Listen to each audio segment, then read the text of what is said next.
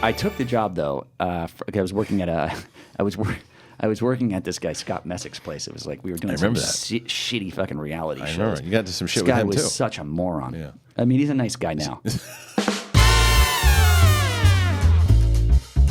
I'm sorry. I'm so sorry. That's what I'll say in the beginning of this, and I'll say it at the end as well. It's one-on-one with me, Kristian Harloff, and I am so glad that you joined me. Very happy to have you guys, whether you're watching on video or whether you're listening on the Apple Podcasts or the Podcast One app. Please do that. There's a lot of great episodes. The Riley Roundtable can also be found on this podcast feed as well. And go over to, again, the Collider Podcast YouTube channel. Last week I had on Rocha. It was a very in-depth conversation about who the man was, and we had a really deep understanding about one another afterwards. This week, it's a shit show. It is the one and the only Tom Dagnino, a.k.a. Finstock, a.k.a. Bobby Gucci. Where does the character stop and the man begin? Or I don't know. There are things said in the... I tried my hardest to try to see how I could get him to not be offensive, but that didn't happen. Not at all. So there's things that will be said in this episode that I apologize for, and you will be offended. Someone will get offended, and he is just him. But I will tell you, as he said some of the things he said, and I was going into why he views the world the way that he does, he's been through some stuff. He really has. I've known him for a long time, but I wanted to kind of get through a little bit more that I didn't know. So brace yourselves, buckle up, Buttercup. Here we go. This episode of One-on-One with Kristian Harloff is brought to you by Rode Microphones and My Rode Reel. We've been talking about this for a little bit here. It's the world's largest short film competition. Right now, there are over 1,000 short films battling to win $1 million worth of prizes, and you can help by voting for your favorite films. There's drama, there's comedy, sci-fi. They're all in there, so head on over to www.myroadreel.com. Don't really need the www. You guys know that by now. I mean, you've been using the internet long enough, but it's myroadreel.com. You watch some films, you vote now for your favorite. You like movies, you like new things, you like helping people, go do it. What's going on, everybody? Welcome back to One-on-One with me, Kristian Harloff. And as you have maybe you knew, maybe you didn't know, we were doing some celebrity one-on-ones for a bit. We had Dominic Monaghan on, Leah Thompson, Joe Manganiello. We had some really great guests that were coming in, and then we decided that Collider Live was coming back, and that's exactly what happened. Collider Live came back, and we'll have some celebrity guests on that show, and anything that pieces out of that show will be, on this iTunes, or excuse me, Apple podcast feed, or the podcast feed in general for One-on-One, as well as the One-on-One with Mark Riley, aptly called the Riley Roundtable. That will be on this feed, so make sure you subscribe, leave a review. And this is going to really be more about interviewing people in our space, people, coworkers, and people that have been on the shows, whether it could be Heroes, could be any one of our shows, could be the Schmoedown, any one of our shows that personalities have been on. That is what we're going to do, because it seems like that's what you guys are really looking for. I mean, if you look at what we did with Sinead, Jeff Snyder, and then I can't even tell you the feedback I got on the John Rocha interview. That was a lot. That was a deep conversation. We really learned a lot about each other, and I'm glad that you guys got to learn a lot about us as well. So it was nice to do that. And then today, this is going to be something. I'll tell you that, because I did a former iteration of the show. It's kind of where this show began. Was I used to do the Kristian Harloff podcast on the Schmoes Know feed, and I think I did like 8 or 9 episodes. And in one of those episodes, I sat down and I talked with this enigma, this gentleman, this guy I've known for a long time. He is the one, he's the only Tom Dagnino. Hey. So, when are you bringing non-celebrities in? When's that start? That's a nice move. Yeah. I'm not going to let you get away with a lot of the nonsense today, though. No, I'm fine. I'll tell you that, because you put on the persona. I know who you really are.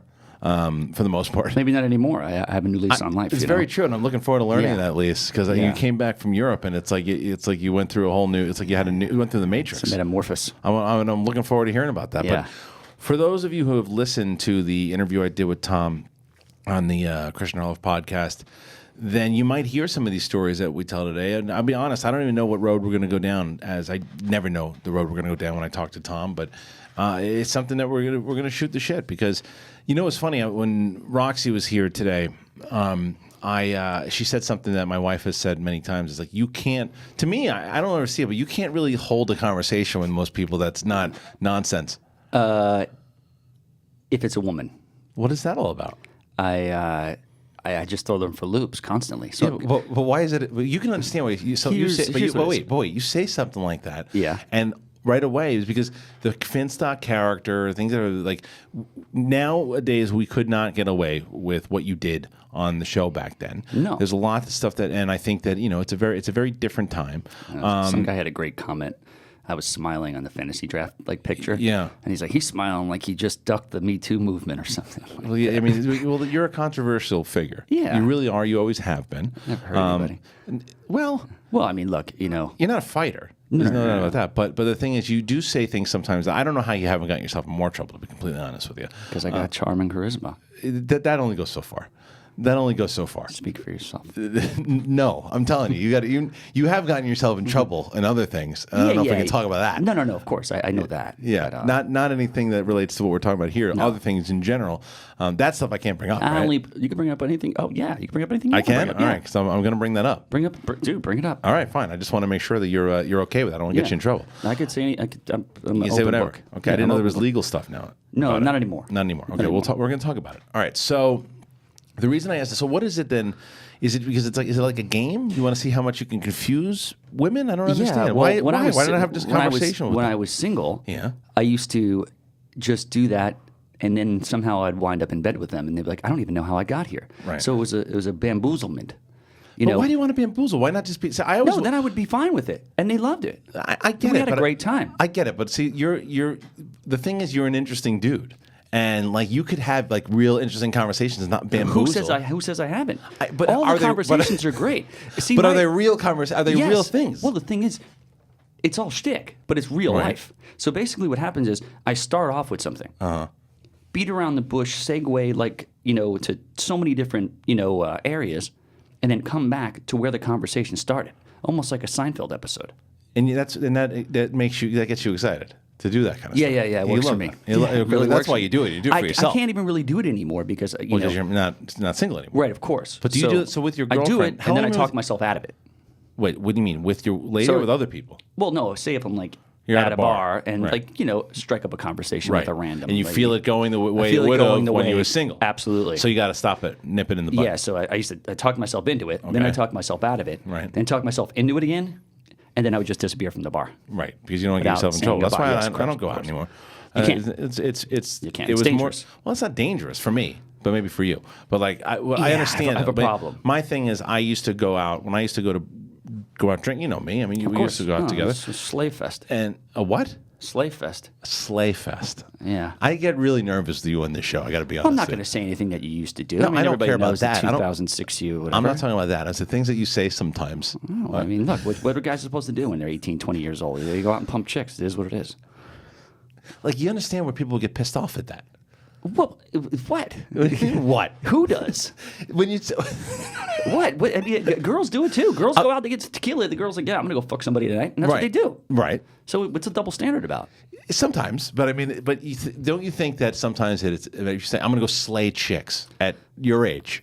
I didn't say that. I said we used to do that. But you're still referring to it as slaying chicks. Well, what's that? What we used to do? What are you going to say? Oh, yeah, we go out and finagle with chicks back in those days. Or we had a good time, went out, and then, what happened? We wound up going home. We slept together.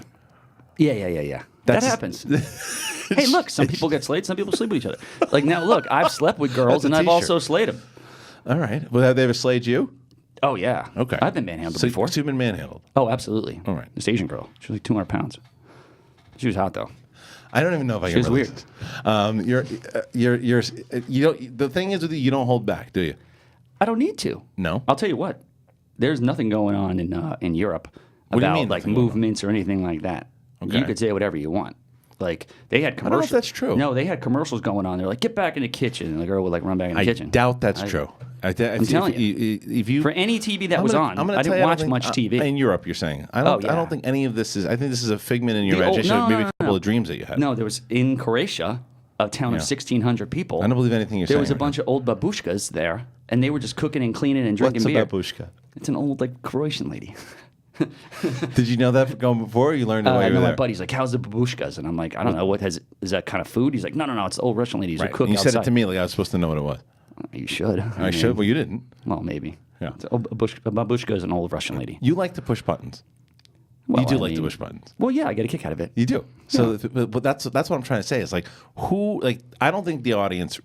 Again, if you go back to that one-on-one or that Kristian Harloff podcast, I think you got the real you there for yeah, like of maybe course. an hour. Yeah. But like I know you, but I don't know how much. I mean, I got into a couple.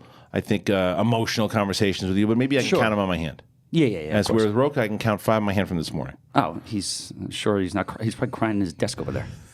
Fucking guy. He's a great guy. I'm just kidding. You got So- a bunch of criers here, though. Everybody's crying. Who else is a crier? Let's see. Cody. Why, Cody's a Yeah, crier? Cody's a crier. Why is Cody a crier? Because he's listening right now? Yeah, probably. Yeah, okay. Then Riley. Okay. All your I think friends. Thad cries. Okay. I'm not saying they're great guys. Right. You know, they just cry a lot. And you don't cry? What Nah. makes you cry? Because you definitely don't tell me the Mets losing. Well, that's one. Yeah. The last time I cried, you know, I tear up on movies every once in a while. Okay, which ones? Sports movies? Yeah. Yeah. What like- gets you? You know what? It's not like that I feel sad crying. Mm-hmm. It's like I'm overjoyed and I cry tears of joy. I cry. But you've never tried, like, do you cry? Do you get sad?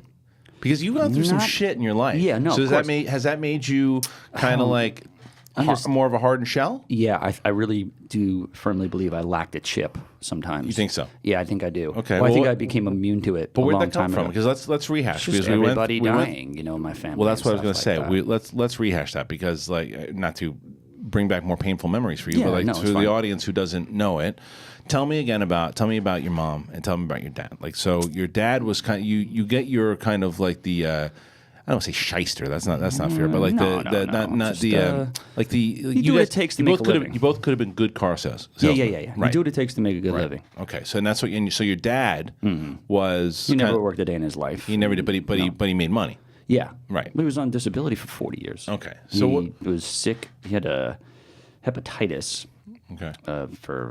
from heroin. And Oh, and wow. Yeah, and he was like pissing like Coca-Cola for like a month. My mom nursed him back to health because he was using and abusing. He was selling and using at the same Okay. time. So, And how old were you at this time?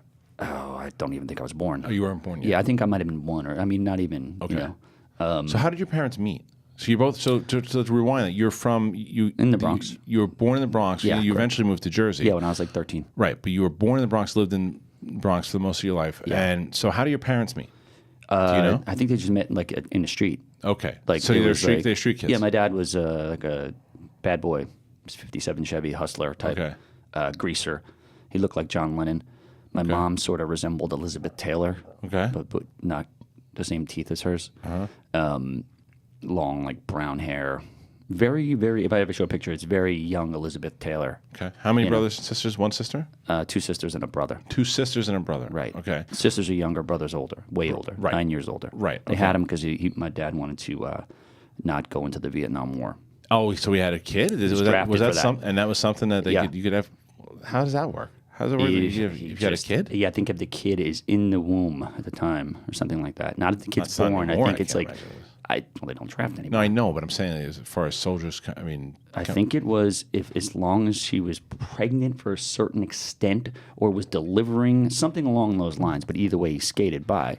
And then 9 years later, they didn't have a kid for 9 years. My mom had 5 miscarriages before she had me, though. shit. Okay, Yeah, so in a 9-year span. And what was that? Was she in bad health or? No. I think it's just they smoked. My dad was a Yeah. fucking half junkie.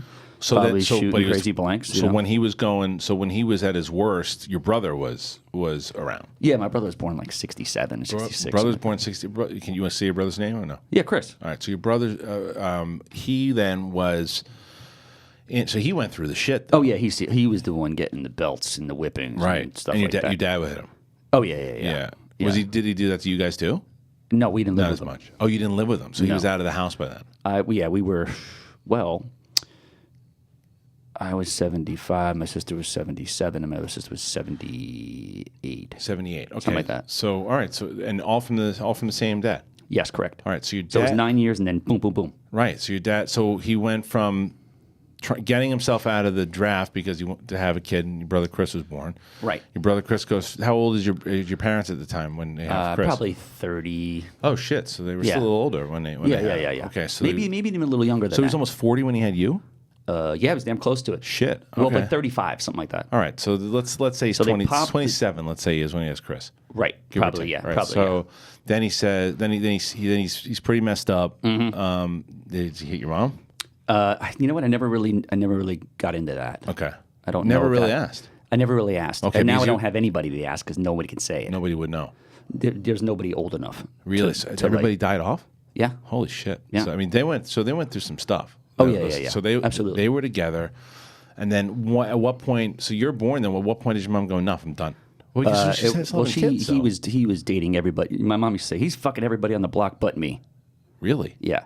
So He was that guy. But he would come back, and then your mom would have another baby though with him because last you were born in baby- '75. Yeah. And he wasn't around when you were a kid. Well, not that I remember. All right, so he was around for a little bit. I mean, I might have because was 1 you're- or 2 years old, 3 right, years because, old. Well, because of your sisters. Right, and they pop. And But then the once your last sister's gone, then he's gone. Well, this is what happened. The last sister was a mistake baby, Okay. and he said to my mom, if she has it, he's going to kill her and the baby. Get the fuck out of here. Dead serious. And was he still on the stuff at this point? And he was out of his mind. Okay. So What was it? Just heroin, or was it? no. I think he was sober at that point. I think he was just not. Just didn't handle it well. Yeah, the yeah. recovery and stuff. Yeah. He was just like, I just need this is going to happen. So I think he has threatened her before. Yeah. And I think she saw the seriousness to this. Right. And was probably She caught the danger and said, "Fuck this." I think she's like, let's pick up and get out of here. Yeah. And then we moved to my grandmother's house. And which was in Jersey, No, which was in the Bronx. which was in the Bronx. So you guys are both in the Bronx. Correct. All right. So but he can find you at that point. Oh yeah. So does he come visit and stuff too? No, Did you have no. any relationship with him at all? Not for a couple of years, but then my mom married the stepdad guy. He was a fucking piece of shit too. Yeah. He was a piece of work. I thought you liked your stepdad. Was that guy? No, who's that's the my guy? uncle. That's your uncle. He's the best. Okay. All right. Well, so your He was stepdad. in Ukraine. I was going to meet him. Well, what was your stepdad? Why was your stepdad? He was a piece of shit. Drinker? Uneducated. No, an just uneducated. dummy? My mom was looking for somebody to pay the bills, and she okay. found the guy. Right. You know, And that was like it. working How long at was he around? Wendy's. How long was he around He for? like worked at Wendy's. Well, I mean, that could be a decent living, depending on who you are. Well, I mean, not there. Not decent living. But No, you know no. what I mean. I don't want to get in the Trader Joe bagging industry. He was a loser. Let's put it that way. Okay, this guy was a loser, and he Yeah. couldn't do anything. No, he'd get fired in like 2 days. Okay, so one of the guys probably stealing shit from Yeah, he was a contradicting dunce. piece of shit. Yeah, the worst guy in the How world. long and how long was he around for? Like 6 or 7 years. Jesus, that's a while. The thing, he was Spanish, and my brother was like kind of a racist in like a gang, Oh, wait, and what like kind- they used to fight all the time and like all kinds of crazy stuff. like fist fights. Oh yeah, So on a consistent basis. so then My your dad brothers hated him. I grew up in an Italian neighborhood in the Bronx. Right. So my mom went out and started dating a Spanish guy, and it was fucking a lot of work. Yeah. Like he used to drop me off at school, and they're like, "Who's that?" I'm like, "Oh, it's my friend." I was embarrassed to say it was like Really? my mom's like stepdad. How do you get But around? He was only like 9 years older than me. But how do you get around all this stuff? Like, because what I mean by that is, just what you've told me in this short 10 minutes we've been talking here. Father was a bad drug addict. Yeah. Was violent. Got himself into a lot of shit. Was a criminal or crook. Yeah, no, he was a drug dealer. He should have went to jail. He had like a kilo of heroin Right. on him, and he was with my grandfather. And my grandfather, they knew my dad was a drug dealer. So he they wasn't. just couldn't So get what a hold of happened? him. What happened to your dad? Like, why? Do you have any idea of why he went down this path? Like what was he like when he was just younger? He was. I told you he used to run. I'm talking younger. I'm talking like 10 years old. Like where did he? He where was what were your borderline grandparents? illiterate. My dad couldn't hold a conversation with a. He had better conversation with a 2-year-old than he Really? did with the humans, like older humans. He just couldn't do it. What? No, Even when he was younger? Yeah, he was not. He was. What were your just wasn't the grandparents like? sharpest Did you ever school. meet him? Well, let me tell you something. Yeah. So, my grandfather, on my mom's side, owned a bowling alley and a couple of buildings at the time. But he was the one who was a big drinker, got the liver transplant, got AIDS, and died. in '82. This is your My mom's grandmother. My mom's father. your grandfather. Yes, correct. Wow. And then he owned these things, and this guy Charlie Chan, this Asian guy, swindled my grandmother out of the bowling alley and the 2 buildings. And so she lost it all. Yeah, correct. How did he swindle her out of it? I don't know. You don't know. I was It too just young happened. at the time. Okay. Yeah. So I know I used to go to the bowling alley every once in a while, but he Right. would serve like liquor there. It was like I said. So you were around 70s. you were around scams all your life. Oh yeah. Yeah. Still am. Yeah, I know, but it's a little different. Yeah, I know. Yeah, well, yeah. Like dangerous scams back then. No, yeah. You could lose your life. Yeah, and it's And like, people have. Did you ever get hit like as a kid, like or almost get No, yourself in? I was always the I would avoid it. I was always the guy. I was the golden child. How so? I don't know. Maybe that's baffling to me. maybe after 5 miscarriages, you're like this guy's the reason. Right. So you So yeah, but then And I was after always that, the nicest guy. I always got the cereal You I were polite. wanted. Yeah. See, I have that's charisma. That's what's fascinating. charm. Because I know my personality that if I was lucky. Okay, I had a mother who was my mother and I, we got into some fights here and there, and Yeah. and she's a very passionate woman, and we don't always see eye to eye, but she was a good mom, and food was on the Was she table. a stay at home? For a lot of it, and then Gotcha. she went and she was Sick of staying in the house. No. I mean, she started working at a school. And she worked at my high school for a little bit. Oh wow. She did a lot. My mom wasn't the kind of person. She couldn't sit still. She always had to work. Yeah, she was that's active. the way to do it. But That's the way you the stay reason, alive, what too. I'm saying though with that is that, and then my dad is like my hero too. You know, he was yeah. a guy. Right, Dad's a great guy. He was just. So where I'm going with that is that I had a pretty, for the most part, to you compare the two, and it's like I shouldn't complain about anything. Like when I hear your story, you know, Correct. And yet, everybody is entitled to Everybody's complain got about their own whatever trials and Yeah, because tribulations. I went through a child of divorce. Right? I mean, And I'm white. I had white people problems at that time, but it was like poor white people. It's different problems. though, yeah. It's different And, white people. Well, problems. like I said, I got fucked up on the divorce, and that made me angry. And then I look at you, and like I said, all these stories you're talking about here, and how do you? Are you angry? Do you get into fights when you're a kid? Like No. Yeah. How do you? Never. So was your brother the angry one? Oh, yeah. Someone had to be angry. Well, yeah. I mean, my brother my brother was a lunatic around in the neighborhood, so no one ever said anything to me. They're like, oh, no, that's okay. this guy. Okay. So you had protection. They used to call my brother Mooney. Mooney. What's that? Well, he would just like moon everybody, and okay. he was like the kind of guy who put balls in your face, like that kind do of you guy. still talk to him? Sometimes. Sometimes. He What do you want to do? He got into a conspiracy when my dad died over that the radiator incident when he hit his head and bled out. Talk about this again, because I know we talked about it briefly. Okay. They don't know. Oh, okay. If it's a nuclear, if it's Well, nuclear. the thing. Let me go back to my grandmother on his side. Yeah. I met her only a couple of times. She was a real weirdo. Okay. Okay. The dad died a long time ago. My dad's dad. grandfather. My dad's dad, who owned the building that they lived in. All right, your grandfather and your dad's son. Yeah, he died. He came over from Ellis Island or whatever, and he bought the building. He used to work in restaurants. You never really met him. No, he was dead in like the 50s or something. Oh, wow, like that. okay. So my dad and his brother took over the building and turned it into like a gambling, like New Jack City almost. It Your was dad a and your brother tranny did this fest. together. They had like a tranny bar on the bottom. It was a fucking lunatic. So the city took the building away. Right. But my grandmother Transgender, right? Yeah.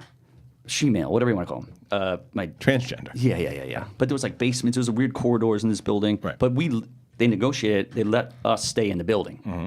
We just had the apartment up top, and my aunt had the bottom on the bottom. It was like a 8 to 10 unit in the Bronx at that point. Okay.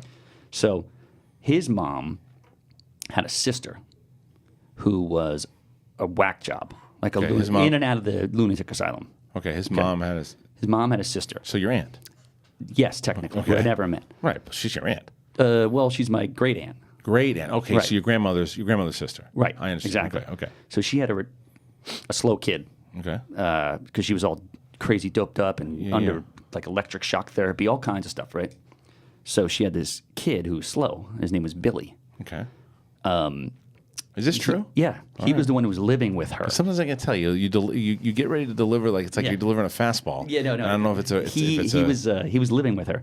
This is the type of guy. He had 6 dogs living in the Billy house with did. that. Yeah, Okay. and they were all named Rags. Rags. Rags 1, Rags 2, Wasn't that Rags confusing? 3. He's slow. But I mean, yeah, but doesn't To that, him, it's not. Okay, so he can To figure us, out it 1, was. 2. So it's like is it a Rayman thing? Yeah, Okay, that's what so he like was. 1, 2, 3. He For had basically the dog's He name had a for little numbers. room with just all used lottery tickets. Okay. as his wallpaper. So it was like Beautiful Mind type stuff. Pretty much. All He'd be right. like, I was one off on that one. I could have won on that one, but I switched the day. Like, Yeah. he's that guy.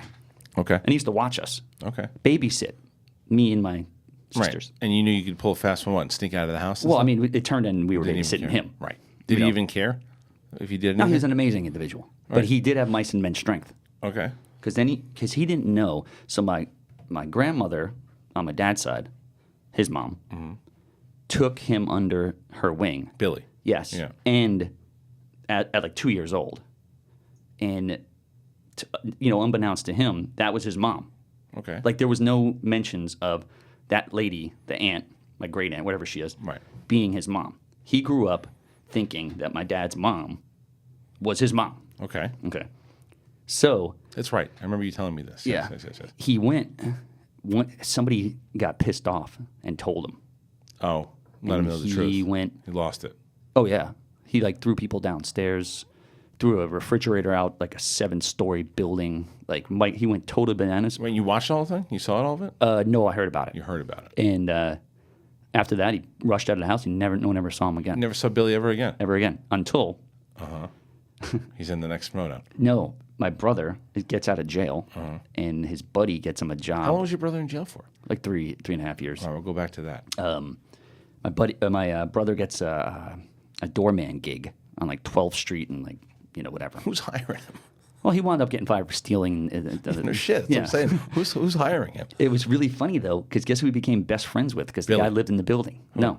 Dennis Haysbert from Major League. Yeah, of course. Your brother became friends with him? Yeah, they used to go play pool and he used to Really? watch Dennis's dog. Yeah. Have you ever run into Dennis and told him that you're No, I wish. Mooney's brother? I wish I would. I wish I would. But this was like, Billy's been gone for about 15 years. Okay.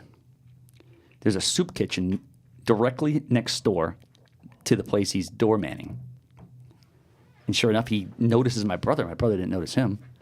And then I was living in Jersey at the time. And then my brother's like, you gotta come down here. Someone's gonna be here. He's here every day. It's a soup kitchen. Yeah. But he lost an eye somewhere in the 15 the road. years. Yeah, he lost an eye. I think he became one of those Grand Central underground Grand Central Station tunnel dweller guys. Okay. Amazing stuff. It's pretty unbelievable. But the crazy thing is, my dad and his brother kept collecting his disability checks. Okay. They never claimed that he was missing, and they they would just take the their money. stuff would just go right into their bank account. Oh. So that's the reason why my brother thought that my dad's brother murdered him because he wanted to cash Wait, say out. that again? So He who, wanted to cash Who was out. this? So say that your brother. My brother, Your brother, Mooney. yeah, Okay. who just got a new house somehow. Okay. What, recently? Yeah. Okay. All right. All right. So do you want me to tell, so Mooney, what happens now? He thinks Okay. Mooney thinks that my uncle that your uncle. killed, like had a hand in like offing my dad Oh. because my dad wanted to cash out. All of disability. Billy's checks. Yes, because they were So- halving it. So then that And I think that, my well, that uncle was jumps over. spending his half. All right, that jumps a big plot point here. Yeah, Your dad dies when? 2 years ago. Your dad died 2 years ago. 2 years ago. I did not know that. I thought it was longer than that. He hung out there for a long time. He did. He So- did. so He wait, was, so were you- he just hung around. He didn't do anything for the rest of his life. Were you talking to He him? went at to all? the beach all the time. But when you go back, like, No. I've known you now. Shit, I've known you now almost 16 years. Yeah, yeah. So I mean, you've been flying back to New York every year Sure. that I've known you. Yeah, yeah, like, of course. Do you then go back? Did you see him at all? Or was it just No, you see the your last time I sisters saw him and that was my mom's funeral. stuff? And when did your mom pass? 99 or something. Oh like shit! So your mom passed first, and then your dad shows up. How did your mom wind up going? that. Cancer. She died of cancer. What kind of Yeah. cancer? I think it was ovarian at first, and then it just riddled her whole body. And you got along with your mom pretty well, though, right? Yeah. I mean, she worked nights. She did her own thing. It was. Were you really detached, though? That's what I'm saying. Be like, Yeah, I think that might have been it. Like I told you, I think I lacked the chip to actually supremely, honestly love to the utmost. Yeah, well, I mean I'm understanding it more as I hear Yeah. these stories because it's like you don't have the story that a lot of people have of like the normal. It's not a normal childhood. It's not. No. No. And My girlfriend's like, I don't know how you don't need therapy. you probably do, to be honest with you. Oh, I probably do. You probably do. I probably do. But the thing is, you've handled it different than most, and like you scheme it in a different way. Yeah, of course. I mean, even when you see on the Schmoedown, the way that you do it effortlessly in the character is because you can do it. You pull from real life, and it's Absolutely. That's exactly what it is. Well, I know. I can tell. I mean, and the thing is, I'm a pretty good judge in character. It's like you're not a bad person. You're a good person, but you've been through some shit. You'll fuck around and you'll bend the truth sometimes. And how long? But the thing is too, because as long as I've known you, well, that's not true. Let's jump. We'll jump back to a couple of things because this is what this conversation is going to be. Right. When I met you, you were dating a girl. Yeah. That everyone said her name was Molly, but what was her real name? Her name was. How do you not know? You dated her for like 8 years. Soldra. You're Soldra. All right. Yeah. Now, I have to ask you this, and I might have asked you last time we were together, too. There's so many rumors around this thing. You got married. No, I did not. Come on, you got married. No, I did not. Is that true? We were common law. She told everyone that you were married. Because we were common law married. Because she was Indian? Guyanese. Okay. Because I thought that but she was born in Brooklyn? No, she was born in Guyana. She was. Okay, yes, so maybe correct. that's what I thought it was. Maybe I thought it was the fact that you guys had made some kind of arrangement. No. Okay, so Did you live together? Yes, we did. For a while. Like it was you guys were. We were together almost 10 years. Yeah, and the statute of limitations or whatever that is in California is like 7 years or something like that. Right, because when you and came you're over technically legally married. Well, when did she come over here? You were over here 2002. So I met you. I don't remember. Oh, she was here with me. She flew to She same came day. with you. Same day. Yeah. Okay, so because you had never been on a plane. No. Before, and then you get on a plane, you go because our mutual friend Mike kind of convinced you to come out and live correct. in LA. Which, to switch if you life. look about it, I think he saved your life. Oh, absolutely. If you look at it, I think so. I mean, I was getting out of that because I never really followed in the footsteps. Getting out of the Bronx. I credit my uncle, my quotation quote unquote your hero, right, for him getting me out of the Bronx. That saved my life. How did he do that? He bought. The construction company bought like 4 houses out in Jersey, and got you and your mom and your sisters he said, out. "You got to get out of this town because the neighborhood was turning over." Okay. To like, there was no more Italians left. Okay. We were like the only white people. Okay. Not saying that's a bad thing, but it was harder for you. It got to a point where it was like, this is getting dangerous to walk the streets. streets. It was the same way that it was probably hard for a black kid to grow up in an Italian neighborhood. It was hard for an Italian kid to grow up in a black neighborhood. Of course. So we were like, Jesus, this is not good anymore. Yeah. People were getting, especially in where I was in the Bronx, like East Tremont and borderline South. But Bronx. you avoided all that shit and your sister and your right. I don't know where I would have been. I mean, look, even though I was instilled, because I'm not a thief. I'm not like a troublemaker. I mean, the trouble was like Woody Woodpecker trouble. But scams, you got off on scams. It's Woody Woodpecker stuff. Yeah. You know what I mean? He's not hurting anybody. But you could make some money though. Of course. Right. So I knew what I was doing. So my uncle's like, let's just get out of here, And I didn't want to move to Jersey because I was like, I went there once and I thought it was the boondocks, and I had my own room for the first time. It was New York, the Bronx, and then I needed the whole. It's like that whole thing from Saturday Night Live when with what's his face, the mayor, when Fred, what's his name? Fred Armisen? Yeah, when he would do New Jersey. Yeah. It was the worst. Yeah. I'm like, this place is the worst. And then my mom's, they set my room up. And, like I said, coming from a 1-bedroom apartment, going into a house was, my mom would have her own room. And my your sisters uncle had just their bought own the house. room. Your mom didn't have to pay I mean, a these penny. houses were like $60,000 at the time. Right. I think you spent like $200,000 on 4 houses or something like that. They weren't the best. Right. But it was like, I never had a... I know you told me this story, but when you say uncle... Is it by blood? No. No. My mom was an answering machine lady. You press the buttons, you put the thing in. Oh, right. And he was loaded and helped her out. And they struck up a relationship. Right. He owned a construction agency. Were they romantic? Yes. Oh, they were. Okay. They were. They almost got married. So why do you say uncle as opposed to stepfather? She kept that from us because. Is that why? Yeah. Well, she never said it like I was dating this guy ever. They just had like a romantic thing, but because she didn't want you guys to see it or something? I guess. Cause then I think they broke up because I think he wanted to marry her and she didn't want to do it. Something along those lines. Okay. And then she picked up on that loser, She went with him afterwards. And so is that another reason why you didn't like that guy as much because you wanted your uncle? Because you would have been cool with that. Right, of course. Right. Because my uncle would come through and everybody would like rush to the door like it was like a brand new dog was coming to the house. Yeah, of course. Yeah. And Angel would see that. Was he into some shit though to your uncle, or he was pretty, or he was clean for the most part? He was a Lothario. I mean, this guy was unbelievable. Yeah. He did. My mom bet him. I think he had 80 girls in 80 days. Oh, you told me that. In a row. Yeah, you told me about that. But that aside, that's still aside. And again, you can see when we hear these stories to where that was something that you again looked up to, like something to where he was unbelievable. But that side, right? The gigolo side of it. But what about the other side? What about the side of he was talented. He was funny. Right. So this all he stuff made money. So he really drove nice cars. Right. He was somebody that you wanted to be. Yeah, of course. Yeah, and that was something. This was my first real role model that I looked at besides like a celebrity or like a baseball player that I was like, it's more realistic. This really exists. Yeah, it's more realistic. I can do this right, here. right. I like the way he's living his life. Yeah, I get. Yeah, how do I make this happen? Of course, 30-year-old guy playing Nintendo, drives cars. Like, he used to take us to see like Back to the Future. Like every single like real memory of the movies was with him. Okay. He would take me to all the movies. He would come see me at games. He started managing my baseball teams. He took a real interest in you. Right, of course, yeah. Yeah. Did he? And my family. Did your brother too? No, my brother was already gone. Your brother was gone. My brother was out of the house at like 13 years old. Okay. He lived in like a gang house. So is he still? So how? So your brother survived though. He's still around. Yeah. Did he get out of it? I mean, I wanted to put a life insurance policy on him a long time ago because I was like, this guy's not going to make it. Yeah. Then he was reported dead for a second in a cornfield. Wow. But it turned out to be false news. Okay. But I would probably made like $250,000. But do you see how crazy that is? That's where you go with that? I don't understand why. Okay, so I was Well, the thing is, with life insurance policies, everybody should have them because that's how rich people stay rich. I'm not saying that though.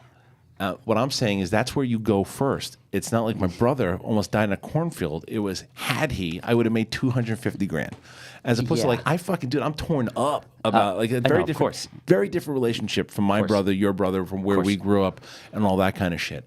So I'm telling you, I understand. The greed was heavy in my family. It always was. Shit, I can see. Always was. I can see, and that's where. So you're kind of a creature of habit at this point. Yeah. And it's like so. You are able to get out because you are a good friend. You're a loyal friend. Mm-hmm. And like that was something that I learned about you when I met you through our mutual friend Mike, to where you guys became tight. Mm-hmm. And so, how does he then convince you, Mike? That is, how does he convince you to pick up, leave, the East Coast in general? Well, the thing was, I was having like these anxiety attacks out of nowhere. I was driving a truck, honest living, Rodney Dangerfield did it. Yeah. It just, the people, at 25, 26, it felt like these guys were 40. Yeah. And I'm like, I feel like I'm just trapped. I'm missing out on something. And you're in a prison. Yeah, I felt like, my back hurts, my neck hurts. I'm like, nobody wants to do anything at night. Like, we lived like 25 minutes away from Manhattan. Everybody's like, oh, I don't feel like it was like that kind of stuff. Right. People were having that kind of stuff drives you crazy. Crazy. Yeah. They were having 1 or 2 kids. At 18, 19 years old, working for their dad in the deli. That's how it is then, yeah. And they just... People get married. All my friends got married at like 22. Yeah, exactly. And they're like, life's over, man. Yeah. And then, 9 times out of 10, they marry their high school sweetheart. Right. So Mike offers I have you... like 5 guys that I know that I slept with their wives in high school. Because it got recycled. Yeah, and I see them, I'm like, hey... So Mike essentially offers you Neverland, is what happens. Yeah, I mean, look, he was looking for a partner. He was looking for somebody to help him get something out of his head that he didn't know how to get out. So and I was looking for the same thing. Yeah, so for people out there too, I went to college with Mike, met him in college. And it was equally as hard growing up stories. Yeah, oh, yeah. Mm-hmm. Mike, definitely. Very similar to where you guys both got out, and I think it's probably why you guys hit it off so well too. True. To where, because I knew Mike for so long. I knew his story pretty early on. Sure. As where I never really learned your story until... Yeah, some people were like, hey, how's your mom doing? I'm like, she's been dead 20 years. They're like, oh, shit, I know you like 10. I didn't even know that. Right. Like, I don't really speak about it. I don't speak about it. Yeah. You talk about it if you're asked. I've never seen you shut down someone. I don't talk about that. You'll talk about it. Of course. It's just you just don't offer it up. I don't. Do not offer it up. And I understand that. I mean, but it's like it's one of those things to where people don't. I think people see you sometimes as this kind of goofy, silly dude because that's what you play on shows. They think of those guys like a spoon-fed trust fund guy. It's the exact fucking opposite. No, you come from a hard place, and I think that sometimes it's because you'll say things. I mean, you've said maybe 5 to 10 things that you probably shouldn't say nowadays. You don't think so, and that's fine. But I also think that's because of where you come from. I also think that's where the time, and it's not necessarily an excuse, but I know. But it's like it's one of these things to where it's I grew up around a lot of racist, homophobic, Right. like just you name it. Right. Anything so when you that say ended with an something along ism. the lines of it's a tranny fest, which is Yeah. now something you probably shouldn't be saying. No, probably not. No, and so but that's what I mean. Like it's the conversations that you had. Anything with fest at the end is funny. Fest is funny, but Yeah. maybe you shouldn't because that's not because again, I know what you're saying. There are certain things when I didn't learn that term was derogatory for when I was doing. We did a couple shows when we first started internet and thought that was You can't the even say term. mentally challenged anymore. But there's a difference though too when if that's what because I was listening today to Big Daddy Kane right not today popped up on my really, thing. no half stepping. I think it was it was Oh, these it was guys. Little used to Daddy. throw- It was Little Daddy Shane and Big Oh, yeah, Daddy I like Kane. that. So Yeah, yeah, I yeah. like that song too. Yeah. Brother. His Yeah, name yeah, is. yeah, yeah. And at the time, it's okay. He says, "I'll make you the size of the midget tattoo." You can't say that shit anymore. No, you can't. Because the little person. But you understand that too when it's directed at that particular group because it's easy to say. It's easy to say, everybody's too sensitive these days, which Right. in a partially true. Look at Money for Nothing by Dire Straits.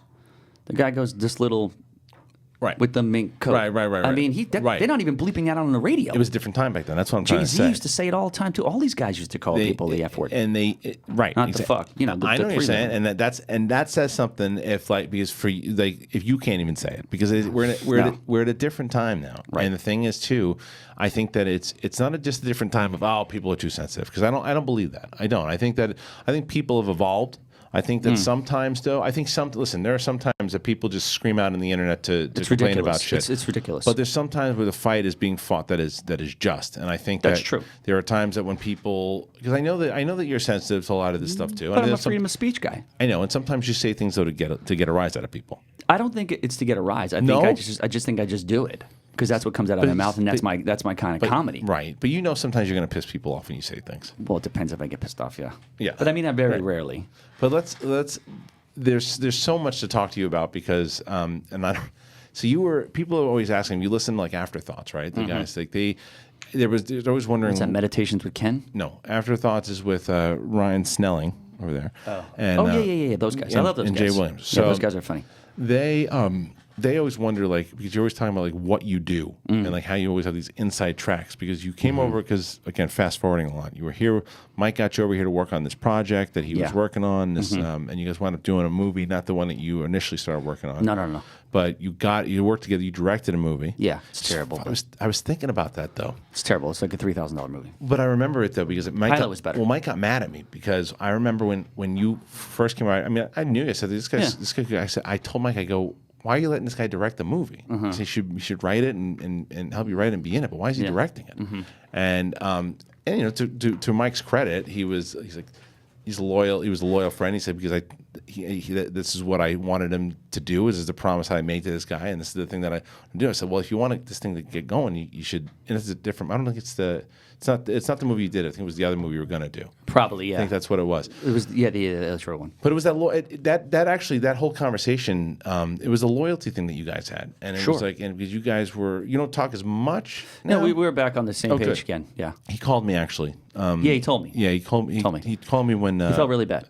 He did, and it was actually good friends. And he and I were good friends for a long time too. Absolutely. And when he called me, we talked for a while. And I should have called him and told him this too. But actually meant a lot. I didn't take a lot of phone calls that day. No, I didn't even bother because I was like, you know what? I don't. I was getting a lot of phone calls that day. Yeah. I picked up Mike's on purpose. Yeah, of course. Because I actually wanted to talk to him, and it helped. It helped a lot because It's I a knew good call.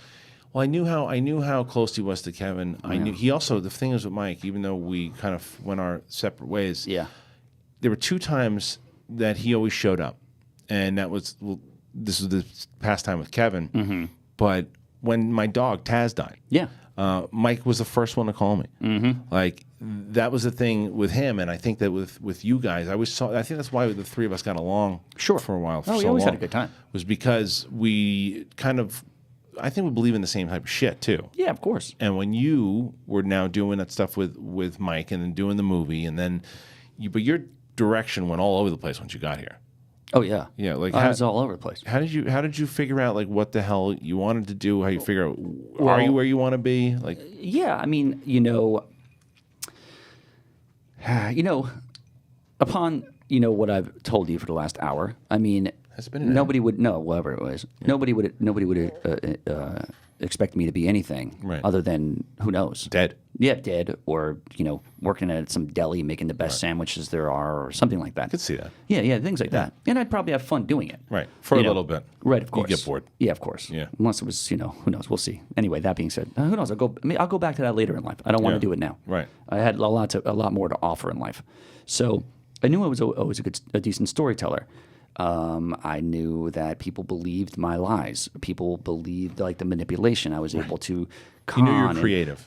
Creative. I could be a con artist. I used to sit back and deal cards in high school and have I'd play with the same people every day, right? In general shop or wood shop, and I'd be like, all right, here's the deal. To one guy, I'd be like, hey, you're going to win a lot of hands today. And it's not. You'd be setting things up. So if you were running a boxing league, they probably would be fixed. People would be throwing fights. 100%. That was the type of. So the one guy would be like, I'd be like, you're going to win a lot of hands today, and it's not because you're a winner. It's not because you're a loser. It's just because I'm going to give you the cards today. Right. I need you to win today. And then we're going to split the things. Right. Next day, guy sitting next to him, call him over. Hey, you're going to win a lot of hands today. But doesn't the word get out that you're doing that? They were stupid. What do you mean they're stupid? But they don't realize that you're cheating? We were in general shop. Yeah, but what I'm saying is, doesn't someone say, "Hey, this guy is setting me up"? Nobody did it. But why would? Sorry. So if I'm playing, and on game one, you tell me that you're going to give me the hands. Yeah. Why would I want to play in another game? If that time I'm not going to win, like you're whispering to I someone else before the class started. I would sidebar him. I'm not going to sidebar him right there. I know, but what I'm saying is, if I've already been through that with you, I'm not going to play any more games with you. You know what kind of dopes I went to school with? They would just keep playing, keep playing. Really? Ask all these guys. Yeah. So they wouldn't even consider it and be like, well, he's not going to do it tomorrow. Is that really what happened? I believe it. I'm not lying. I believe it. They'll be like, man, you're having tough luck today. You know what I mean? And not even piece and it make together. 20, $30, and that's what I did. Yeah. Right, okay. So I was like, if I can do this on this small scale, Right. why can't I do it on a bigger one? Right. And that's why I took my talents out here and tried to figure it out. And you did, and you went through a lot of different things. I was fortunate enough to sell something. I was fortunate enough to have you sold a script, high level management, Yep. and all kinds of fun stuff. Yep. And everybody's like, "Oh, this guy's crazy. He's crazy." I'm like, "Well, have you sold a script? Right. No. Have you sold a TV show? Because I remember hearing you guys were a little difficult to work with, though, in the room. Well, yeah, because we were just, we weren't playing the right ball. We didn't get the right. I remember you guys sold a script. People don't realize that you guys sold a script. You were taking a lot of meetings. Yeah, to FX. You were taking a lot of meetings, Sold doing it right really to John well. Landgraf. Yeah. And then you just weren't handling it right. We got crazy. Okay. How so? Like what? Give me a we story. were just partying every single night. And Okay. So not we were coming to acting like meetings? we had $1 zillion already. You already made the big right. money. Right. But it was also still writing at that point. So I'm still writing now. But I mean, I was writing. I was so convinced that they were going to pick this show to season that I was like, we had like Bibles Right. and like You counted the chickens before they hatched. Yeah, we had like a 12 episode first season ready to rock. Okay. Be like, if they did turn it down, they didn't like the spec or the pilot we wrote Right. for it. We were just going to be like, here's the whole season. They just want to go with it. Whatever happened with it? They never put it on the. Well, no, but Just happens. They aired 2 shows that year, like Wilford and Sonny was on at the point. Wilford was in its first season, and another one. They picked up 2 shows, and it just kind of fizzled out. Yeah, Yeah. That fizzled happens. out. Yeah, And then that we shot a pilot with our own money. It was like for $1,000. We had a couple of people in it. It was actually pretty funny. I remember. I saw it. Some. You can still find. You can still find it. Yeah. If anybody wants it, I'll shoot them a link. What's it called? It's called Upgrade. Yeah. Not the movie that came out. Not the movie. Right. So, but we had some pretty cool stars in it, and it's very funny. A lot of the fans have seen it, and I think they like it. I mean, was it directed properly? No. Was it put together? It took risks. It did. Yeah. It did. You can tell your zany sense of humor is in there for sure. Oh, absolutely, it does. I mean, it might not fly down. There's a lot of weird stuff going on with it. All right. Well, the other thing. And then I was working for Alcon Entertainment before I got my job at Silver Pictures. Yeah. And I was working. I was it's like runner, office manager, kind of movie watcher. That's kind of what I was doing over there. And then I was there for maybe a year. Yeah. And then I got an email from a friend who said, "Hey, Silver Pictures is looking for someone to work in their development." And then I gave it a shot, and I pretty much did what you did, and I just talked my way into it because I didn't have the experience to do it, but I pretended like I did, and I got the job. Yeah. But then the guy I worked for, Chris You bought Alexander. a bunch of blazers. I did buy a bunch of blazers. It's true. It was mid 2000s. It worked. So I went on a blazer fit for a little while. Yeah, you were a blazer boy. Yeah. But I was Join working above with the line. What is that? You joined above the I line. know. I would. Well, I won a couple of titles. You did. So if you looked at this guy I was working with, Chris Alexander, The best. and he said to me, he's like, "Hey, I know you're taking off," because I sprung it on them. They didn't even know. They were in the nutrition stage anyway. They had nothing going on. They didn't have racing stripes or whatever it was at the time, and like they didn't. And I remember that the Andrew Kosov's wife got mad at me because I took the job, and I'm like, what do you want me to do? Yeah, they're like, he's going up in the la la land. Yeah, like, what do you want me to do? I'm like, I'm trying to, no pun intended, upgrade. So wardrobe. So She's a wardrobe assistant. She's a wardrobe assistant? She was. Okay. That's where we met her. Okay. Well, then, so She's a producer. She's a Go producer. fucking figure. Well, you seem like you got some animosity there. We'll get into that in a second. But so you went up and you take the job at Alcon because I was able to hook you up with Chris Alexander. Yeah. You had that gig. You held that gig for a while. From 2000. That was 2005. Yeah. Until when? Till I was there for like 9 years. Yeah, like 9 years you were there too. And for the most part, In reality, I was probably only there like 2 years. because you were driving around doing other shit. Yeah, I was living. wouldn't even come to work. Well, you took advantage. I You took advantage. I You said did there were what they 2 gave years. me. They gave me they gave me a long leash. All right. Can you tell me now what happened? Why did you? Well, first I was working with. Because you were in pretty tight with a while. Because Broderick, you guys were like going to you guys parties. like buddies, yeah. We were all good. And now you're banned from the building. I'm banned from Century. I can't even walk into Century City. Yeah, right. The town. What happened? I have to go to Westwood to get to your house. Tell me what happened. So Would you get arrested if you went near the building? at the time, yes, I would have. Okay, so what about next? Not even a question about it. Tell me what happened at Alcon Entertainment. Well, I took the job though. I was working at I was working at this guy Scott Messick's place. It was like we were doing some remember that. shitty fucking reality shows. remember. You got into some shit This with guy him, was too. such a moron. Yeah. I mean, he's a nice guy now. But when you were working, he's a what moron, a but moron. but he got cured of his moronism. yeah, well, the eradicating the gene, like I was talking about today. Yeah. So I remember that guy. he was such a micromanaging person. Like he'd have like 7 people on the phone, like calling for him, like Spike, like Tim Duffy, Sharon Levy, all the big people, because I was assisting him at the time. And he'd be like, "So what's going on at the parking lot?" And I'm like, he's like, "This car's misparked." I go, "You got like execs on the phone, you waste. Answer the phone, you idiot. I'll take care of the parking." I was like, "You know what? I'm done here," because he was going to Thailand and like shoot some like Muay Thai girl event. I'm like, "You know what, buddy? This is it. I'm gone." Right? He just walked out. Yeah, pretty much. And Mike was gone at that point too. Yeah, yeah. He was gone already. Yeah, I don't know what happened with him. Okay, that's fine. So he was gone from there. But anyway, that being said, but I used to, I used to eat breakfast, lunch, and dinner there. I would Messick's place. Yeah, I would do all the shopping. Right. I was building shelves. I was acting like I knew stuff. I didn't know what the hell I was doing. Then I call you. Yeah, you can call me and like, "Hey, you want out?" I'm like, "Yeah, absolutely." Right. Because that's gave me the little bit more, a little puff at my chest thing to where I could tell this guy to go fuck himself. What's the best is that no one because we'll talk about what went down, but I never got I don't think people realized. I think Chris Alexander was the only one who realized that I actually was the reason why you got into Alcon, because I ran into Andrew Kosov at Comic-Con. They didn't even know. He had no idea that I was the reason why. No, you were in they there. had no idea. So They didn't even know I was working there. What do you mean? Broderick. I didn't even know Broderick worked there for a long time because there was nobody in the building really. Right. There was like 10 people there. Okay. I think they just acquired like the rights to like Wicker Man at the time. Oh, okay. And 16 blocks from like Did Avi they do Lerner. Wicker Man?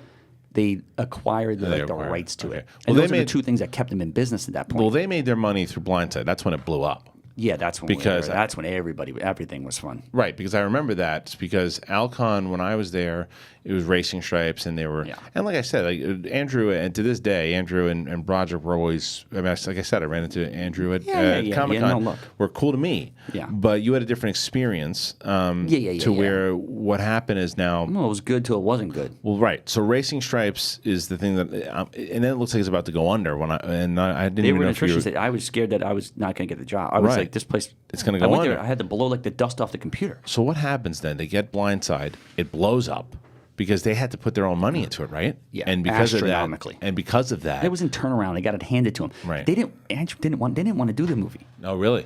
Molly Smith wanted to do the movie. Fred and them guys wanted to do the movie. Fred, who made his money on Yeah, they were FedEx like, we're going to do this movie. Right. And they were like, okay. And then next thing you know, they're taking credit. Really? Like They were did told it. to do it? Absolutely. Oh, really? Yeah, 100%. They didn't want to do it. Oh, wow. I didn't know that. They're like, oh, yeah, this and that. Let's see this, Okay. And then, I think, Frederico put up the $32 million and throw it out there. Is Andrew Kosov a Sandra- good executive? No, he's one of the worst in the history of, like, Hollywood, I would say. Really? I think the It's guy bad is- decisions? I've never seen anybody make worse decisions. Wow. I mean, You- people would come out. I would sit in the front because I was like the assistant / like greeter / like Mr. Do Everything. Yeah. I mean, I've done everything in this job. I picked up like credit cards from strip clubs. Like I was like their guy. Yeah.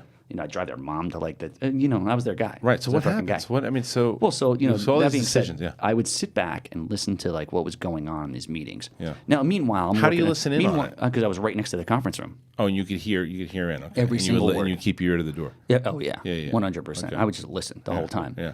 And They they had no idea who was working for them. They had no idea. They had absolutely fucking no clue who was working for them. Right.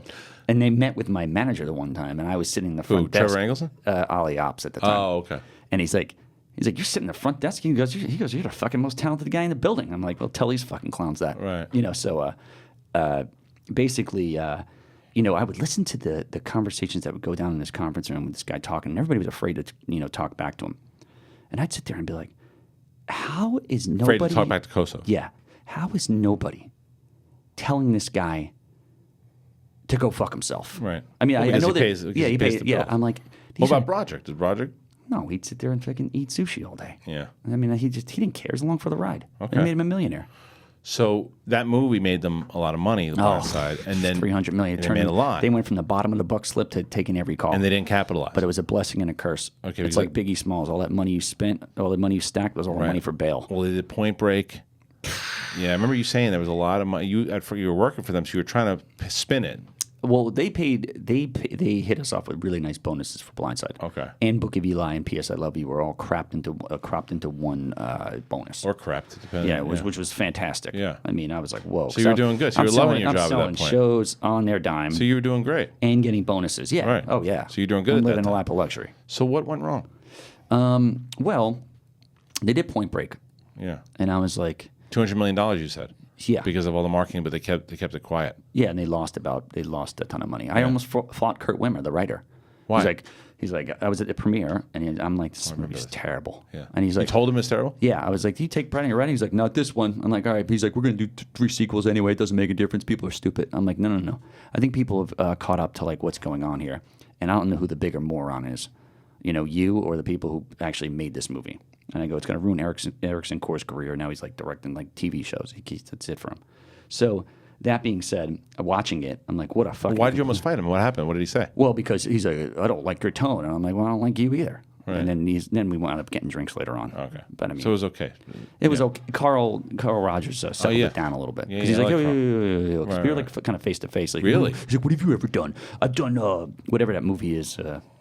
He wrote Salt, but that other movie, Maximum something. Overdrive? He wrote something, and he Okay. did it, and it's like they had a Schmoedown question on it. Oh, really? Yeah, and so what have you ever done? I'm like, don't it doesn't make a difference what I've ever done. Right. I mean, you're shitty movies that you do. Who cares? Right. You know what I Didn't mean? you didn't you have a bet with somebody how much it was going to make opening weekend? Was it him? No, no.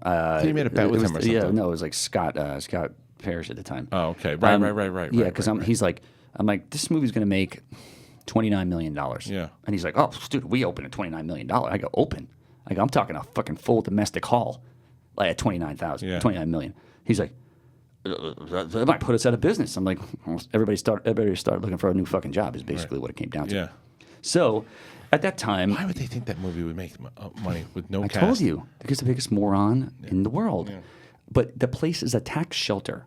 It is it's meant to fail. Yeah. It's set up because Fred makes $1 zillion, from FedEx, and needs some kind of tax write-off. So they're taking giant swings for fences, and 9 times out of 10 they're all wrong. I would even say 10 out of 10 they're all wrong. I think they had 3 or 4 movies that ever turned a profit. Okay. The big one was obviously Blindside. Right. But everything else lost. All of their other movies losing, close to $200 million on Blade Runner. And don't listen to what anybody else says. Yeah. It's up close to $200 million. How do you see that? How do you know all this though? Because you can see where someone sat says next to the conference room. And I know what's going but on. how do you see that? But that's more than just the conference room. But You I got to be know able to look at the everything. numbers and stuff. Because they don't. It doesn't. Like you look at like box office breakdown. It doesn't say $200 million for Point Break. No, How do you know? How do you know that though? Because I you knew can see where someone say, "Well, how can you prove What that?" did you do in the building when you were there? Went to Ralph's and got. You know what I did? What? Went to every single office on a daily basis. Yeah. I'm talking I did that too. CFOs, Right, yeah. COOs, Yeah.